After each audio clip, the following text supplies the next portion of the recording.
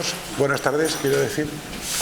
Vamos a comenzar hoy la ronda de seminarios de metaformación y como veo que hay mucha gente nueva, pues os cuento un poco la historia de este seminario, que trata sobre todo de cuestiones metapsicológicas, es decir, no es una sesión clínica ni es tampoco un seminario donde se aborden problemas clínicos puntuales de todos los días, sino que más bien abordamos en esto una vez al mes, usualmente el último viernes de cada mes, un tema que elegimos con tiempo para que los ponentes lo puedan llevar a cabo. El asunto es que hoy no es el último viernes de mes, hoy es 16 de septiembre y hemos tenido que modificar un poco la fecha porque durante 3 meses va esta sala, que es la única sala que hay en el hospital donde nos podemos reunir, pues va a estar ocupada por un curso de igualdad, que además es obligatorio, lo digo porque para los trabajadores de este hospital. A mí me interesa mucho el tema del que voy a hablar hoy, porque es un tema novedoso, ¿no? Es un tema de esto que se llama hoy en día neuroética, que es la intersección entre la neurociencia y la moral. Y entonces es un tema que vengo leyendo durante mucho tiempo y que me parece que vale la pena abordarlo para que nosotros, que somos clínicos y que estamos de alguna manera pues intentando resolver problemas de la gente, pues saber que la gente que viene a nosotros no siempre viene con problemas médicos, ¿no? Sino que, como sabéis, muchas veces los problemas que traen son problemas ajenos a la medicina, ajenos a la psiquiatría y ajenos a la psicología, ¿no? Eso es lo que decimos, no, eso es un problema social, ¿no? Todo el mundo tenemos esa experiencia de tener un paciente que no sabemos qué hacer con él porque exactamente no tiene ninguna enfermedad, o si la tiene es una cosa secundaria a sus condiciones de vida. Y en este sentido, pues a mí me gustaría abordar hoy el tema de las enfermedades morales, que lo planteo como una pregunta aquí en esta diapositiva, y que ya contesto que sí, que existen enfermedades morales, ¿no? O sea que ya os podéis ir, porque la respuesta es sí, existen las enfermedades morales, solo que ahí hay un oxímoron, ¿no? No se puede estar enfermo más que del cuerpo. ¿Qué es eso de enfermedad moral, no? Es que la moralidad es un órgano. Bueno, la moralidad es una condición humana. Somos los únicos que tenemos una organización moral dentro de nuestra sociedad, que se puede caracterizar precisamente por ese debe, ¿no? Una de las cosas que caracterizan a la moral, vamos a hablar hoy, es que lo moral tiene dos partes, una parte esotérica y una parte exotérica. Exotérica quiere decir del precepto, es decir, no matarás. Esto es la parte exotérica, ¿no? No desearás la mujer de tu prójimo, ¿no? Hay un no, siempre hay un no por delante. Sin embargo, hay otra vía que es la vía esotérica, que es la vía de la prescripción. Amarás a Dios sobre todas las cosas. Honrarás padre y madre. Santificarás las fiestas. Esta es la parte esotérica, la parte pudiéramos decir, y estoy nombrando los 10 mandamientos de Moisés, porque porque las religiones todas tienen un código moral, un código de preceptos, ¿no?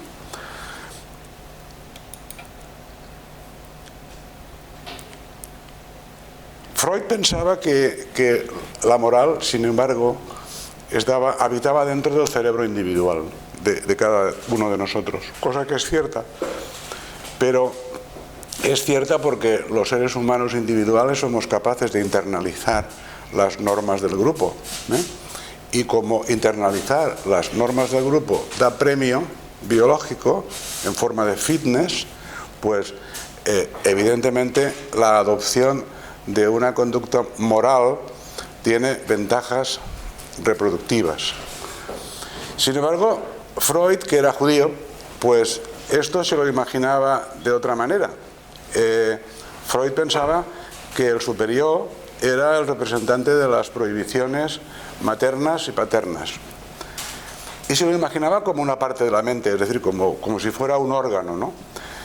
Pero el mismo Freud también habló de que el superego, el superior, tenía dos partes, el yo ideal y el ideal del yo, que es un poco lo mismo que os contaba antes sobre la parte esotérica y la parte exotérica. Es decir, el ideal del yo es lo que castiga una conducta de forma punitiva, ¿eh?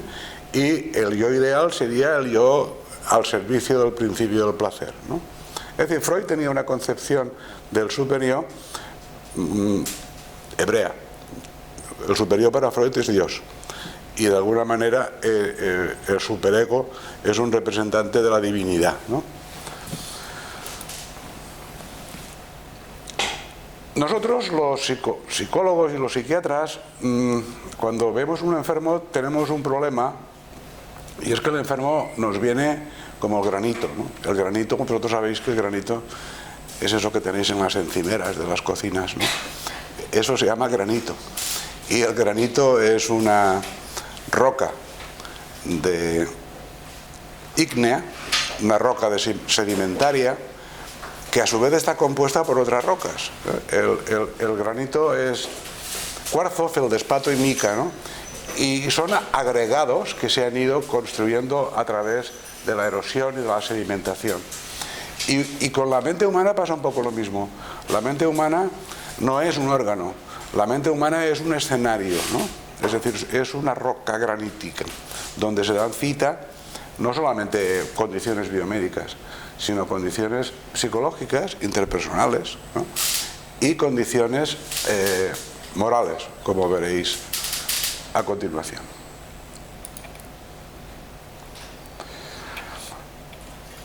Estas son las explicaciones que damos a la enfermedad mental, ¿no? Hay una explicación biomédica, una causa interpersonal del sufrimiento. Por eso nosotros somos de alguna manera los que tratamos clínica a diario, pues somos un poco, tenemos un poco de todo, ¿no?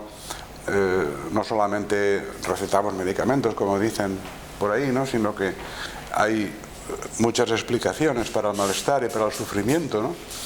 Y de lo que vamos a hablar precisamente hoy es de las causas morales, ¿no? Las causas morales del sufrimiento.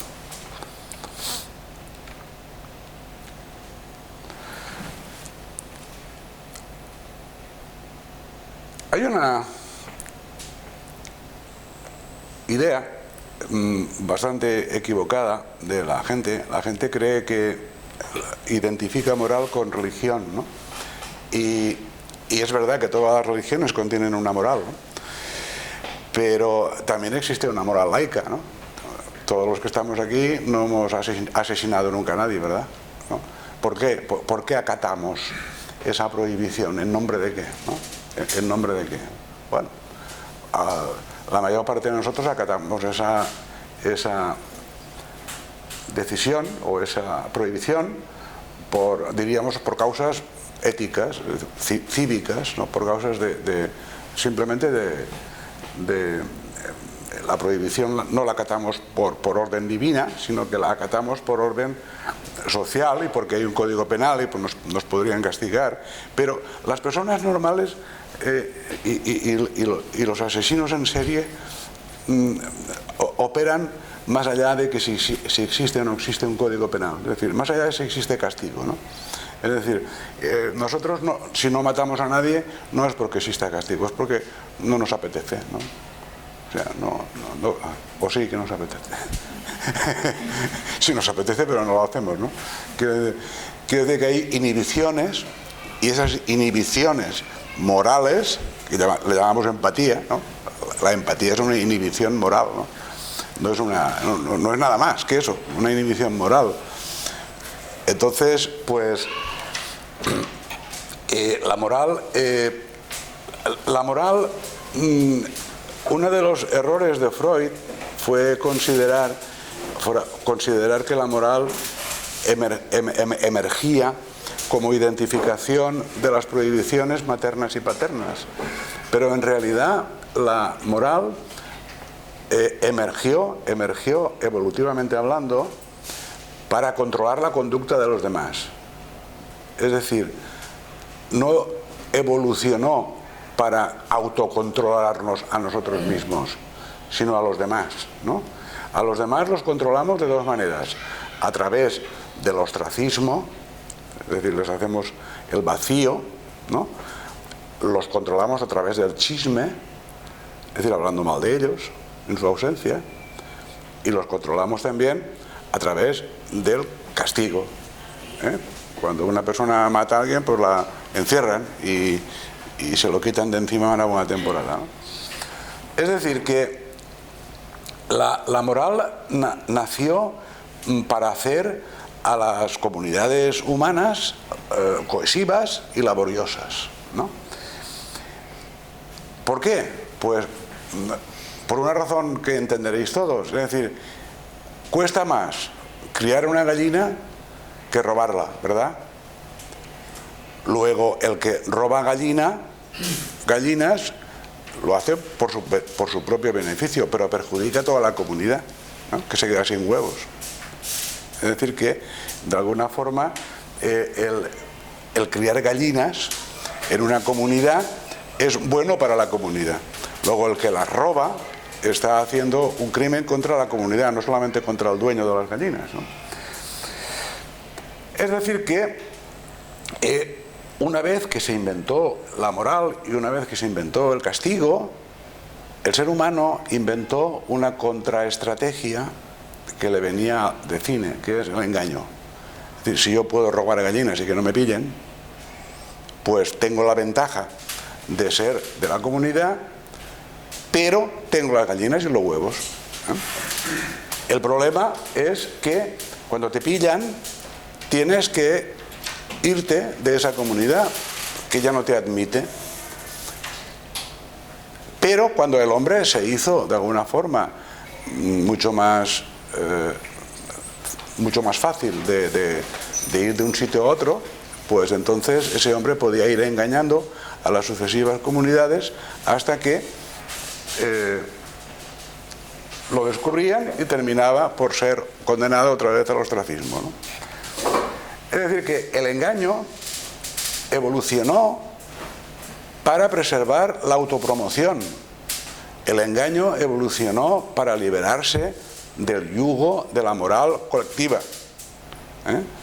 El engaño luego evolucionó mucho más adelante hacia otra forma que se llama autoengaño, porque la mejor forma de engañar a los demás es engañarse a uno mismo. En la medida en que yo me engaño bien a mí mismo, puedo engañar mejor a los demás, ¿no?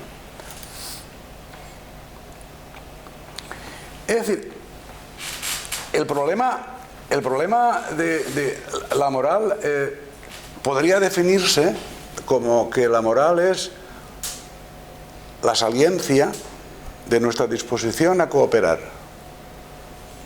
y de demostrar que somos personas confiables. Esto es la definición neurocientífica de qué es la moral. La moral está relacionada con la confiabilidad y con la cooperación. Pero no puede desprenderse de un lastre que es el castigo, la culpa, la vergüenza y la deuda. Pero además tiene un efecto secundario, y es que el que inventó la moral dividió el mundo entre los fieles y los infieles, nosotros y ellos. En este sentido, esta es una de las características que tiene el proceso de moralización, del cual hablaremos dentro de un momento, para diferenciarlo de qué es la moralidad, ¿no? La moralidad es una cosa y la moralización es otra, como veréis dentro de un poco. Aquí tenéis una definición de la moral, que es la saliencia de nuestra disposición a cooperar, haciendo ver a los demás que somos confiables.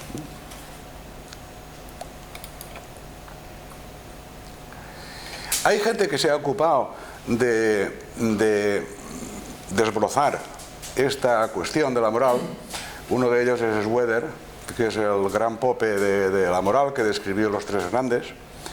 Luego volveremos sobre ellos: la ética de la autonomía, la ética de la divinidad y la ética de la comunidad, que forman parte de las dimensiones de la moral, porque una cosa importante a saber es que la moral no es una cosa que se tiene o no se tiene. No somos morales o amorales, sino que hay gradaciones, como veréis después, hay dimensiones de la moral. Hay gente que se especializa más en una dimensión que en otra. Por ejemplo, una persona puede ser un prefecto cristiano, dar limosnas a los pobres, ir a la iglesia todos los domingos, pero sin embargo tratar muy mal a los empleados que tiene en su fábrica, ¿no? O de pagarles menos de lo que le correspondería, ¿no? Entonces, como veis, en la moral siempre hay un doble juego, ¿no? Eso que llamamos la doble moral, ¿no? Es decir, somos especialistas siempre en una dimensión.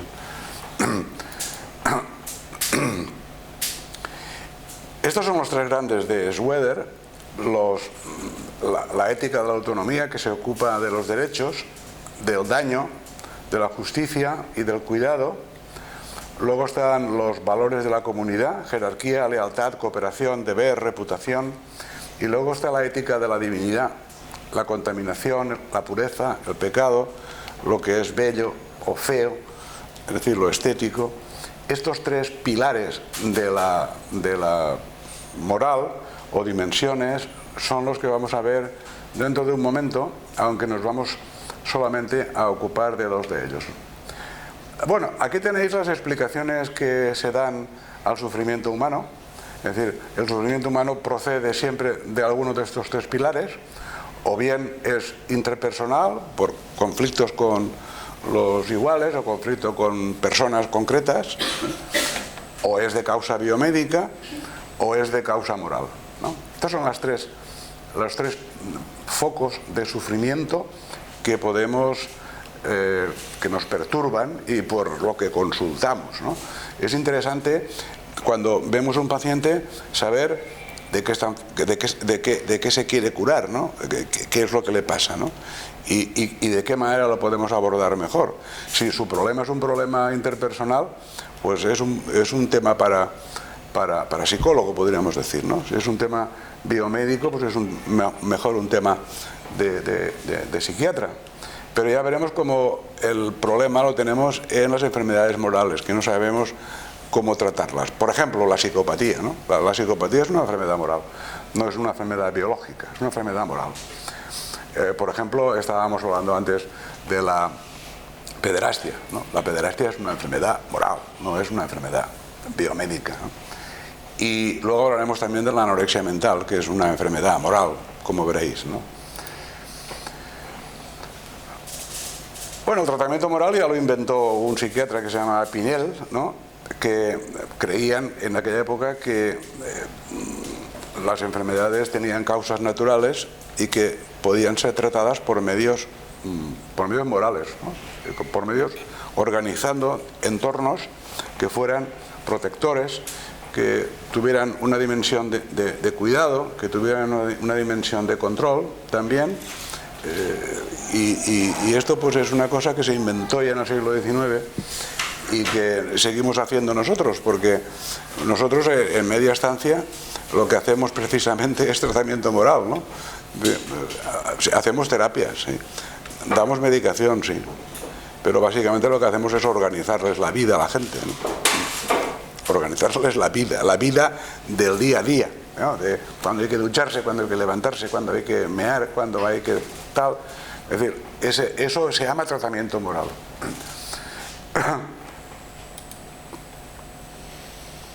Sin embargo, aunque las causas más frecuentes de sufrimiento son las causas interpersonales, pues ya veis que las terapias prescritas con más frecuencia son las biomédicas, ¿no?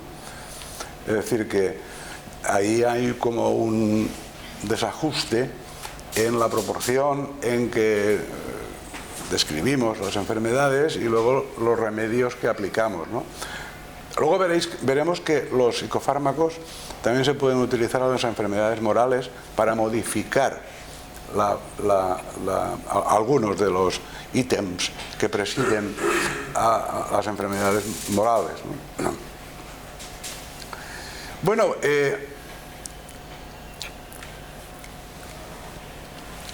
ahora voy a hablaros hasta ahora os he hablado de la moral, ¿no? Ahora voy a hablaros del proceso de moralización, ¿no? El proceso de moralización se refiere a que la sociedad cambia de opinión frecuentemente, muy rápidamente, más rápidamente que lo hace la evolución o la selección natural, acerca de las cosas que son morales, ¿no? O que han dejado de ser morales. O sea, por eso se habla de que la moralización lleva siempre implícito un proceso de amoralización, ¿no? Y una forma de amoralizar algo es medicalizarlo, ¿no? Por ejemplo, el alcoholismo, cuando yo era pequeño, los borrachos eran eso, borrachos, ¿no? Eran personas detestables, ¿no? Eran malas personas, ¿no? Sin embargo, ahora son enfermos, ¿no? Ahora son adictos al alcohol, se les llama, ¿no? Adictos, tienen una enfermedad.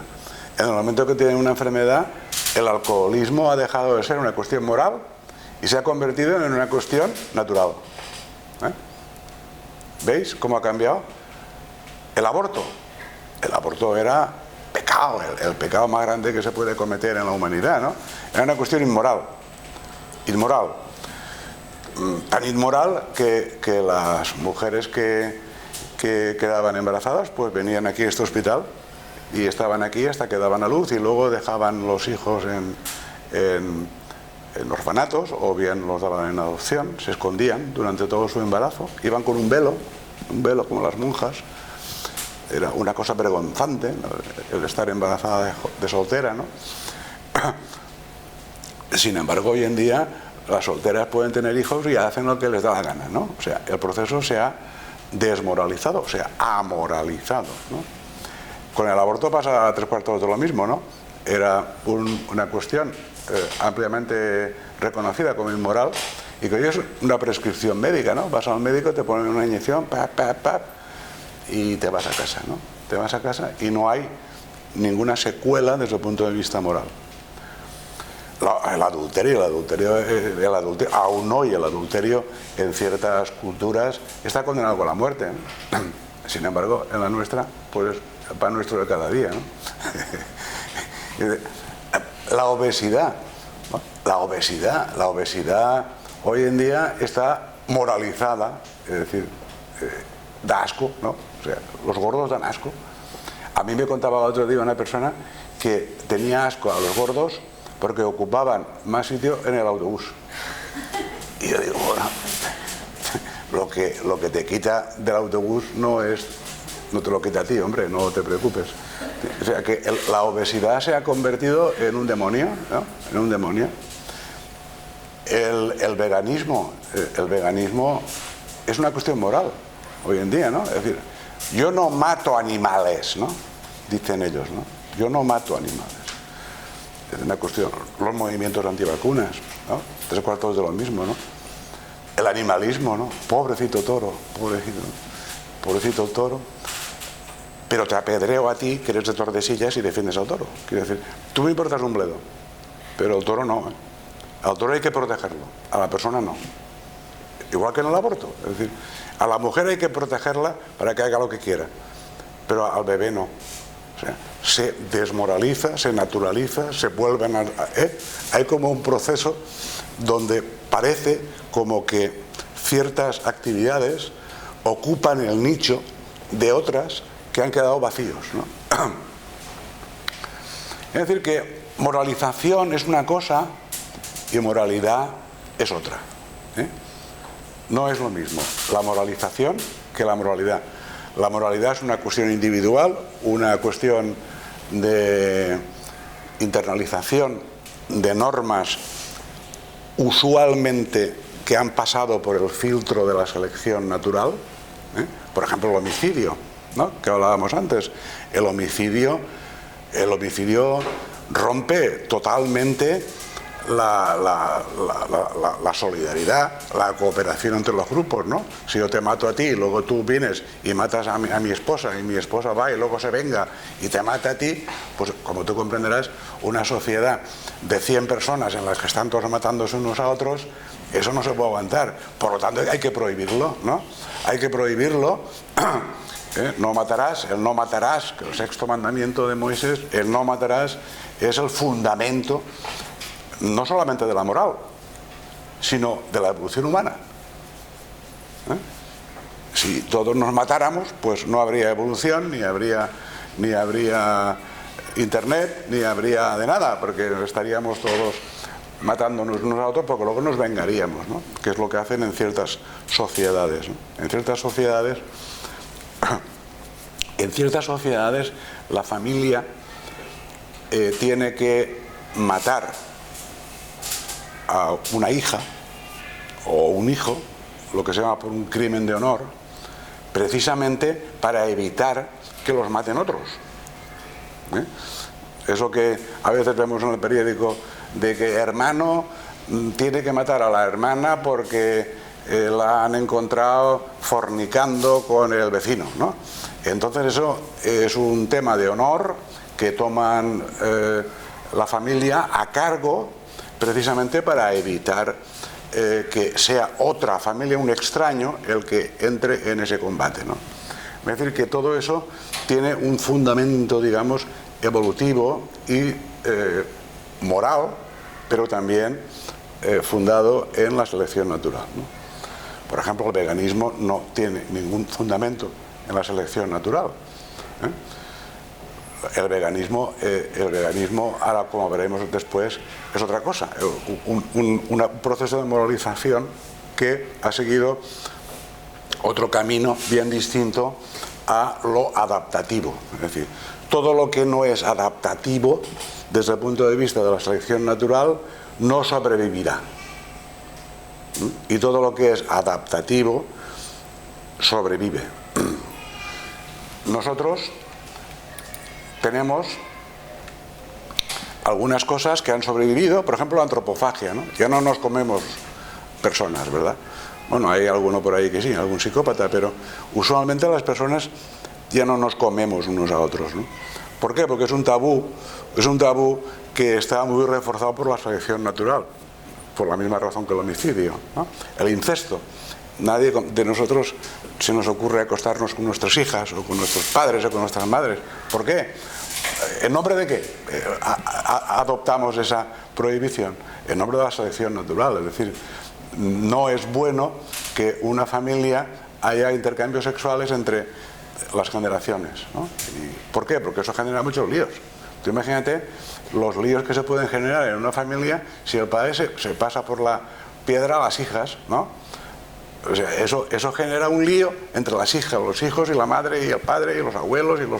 Es decir, ya ha roto, podríamos decir, ha roto toda la cohesión familiar, ¿vale? Es decir que, como veis, cuestiones que anteriormente eran neutras, como por ejemplo comerse gallinas, pues ahora se han moralizado, ¿no? Mientras que otras cuestiones que otrora eran morales se naturalizan. Por ejemplo, el alcoholismo. El alcoholismo ya no es una cuestión moral, no es un vicio, sino una cuestión natural, una adicción, una supuesta avería del cerebro o del sistema de recompensa, ¿no? Entonces lo hemos cambiado de sitio, ¿no? Es decir, que la moralización en definitiva es un proceso muy parecido a la deriva genética, ¿no? La deriva genética es un procedimiento que utiliza la evolución para seleccionar adaptaciones muy interesante, ¿no? Siempre se pone como ejemplo el efecto Baldwin. El efecto Baldwin es la adaptación que todos los que estamos aquí hemos hecho a la leche, ¿no? ¿Aquí hay algún intolerante a la leche? Intolerante a la leche. ¿Uno? ¿Tú? Bueno, ¿te sienta mal? Bueno, la leche sienta mal por una razón fundamental, y es porque necesita una enzima que se llama lactasa, que es el que disuelve o metaboliza la lactosa de la leche. Todos nacemos con lactasa, todos. Pero durante la niñez el gen se desactiva y entonces nos hacemos intolerantes a la leche. Y aún así, el 70% de la población europea somos tolerantes a la leche. Pero eso es una adaptación. No viene de serie con nosotros. Lo que viene de serie es la intolerancia. Porque nosotros en realidad la leche la necesitamos mientras somos pequeños, luego ya no la necesitamos para nada. Pero en las culturas donde ha habido ganadería, como por ejemplo en Europa, como por ejemplo en Holanda, en Dinamarca, en Francia, en Alemania, toda esa zona geográfica, los humanos hemos desarrollado una tolerancia especial a la leche. Pero solamente el 70% de la población europea tenemos esa tolerancia. Luego el 30% no la tiene. Y desde luego en África no la tiene casi nadie. Es decir, que hay una distribución geográfica de la tolerancia a la leche que tiene que ver con la cultura, tiene que ver con la ganadería, tiene que ver con el invento del vaso de embudo. Y todo eso está demostrado. Quiero decir que son cosas que están escritas y que están incluso hechos los mapas de distribución, ¿no? Pero lo que quiere decir la deriva génica es que el gen no alcanzará nunca al 100% de la población. Nunca alcanzará. Pero que haya alcanzado un 70% ya es una proporción significativa, ¿no? Ya es una proporción significativa. Por ejemplo, el homicidio, que es una repulsa moral, obtiene mucha repulsa moral, pues no todo el mundo la cumple. Hay mucha gente que mata gente, ¿no? Mucha. Pero el 70% de la población podríamos decir que tenemos el gen que nos impide matar a nuestros semejantes, ¿no? Y eso es un éxito desde el punto de vista de la deriva genética, ¿vale? Es decir, que nunca se llega al 100%. Nunca llegaremos a un mundo en el que al 100% de las personas no matemos. Nunca, nunca. Siempre habrá pues una pequeña cantidad de personas que matarán. Y este proceso de moralización, yo sugiero que es un proceso muy parecido a la deriva genética que conocemos con el nombre de efecto Baldwin. Este señor, este libro yo lo he recomendado aquí más de 20 veces, no está en español y es una lástima porque es una obra maestra del siglo XXI, que es La mente virtuosa, de Jonathan Haidt, que es un discípulo de Schroeder, del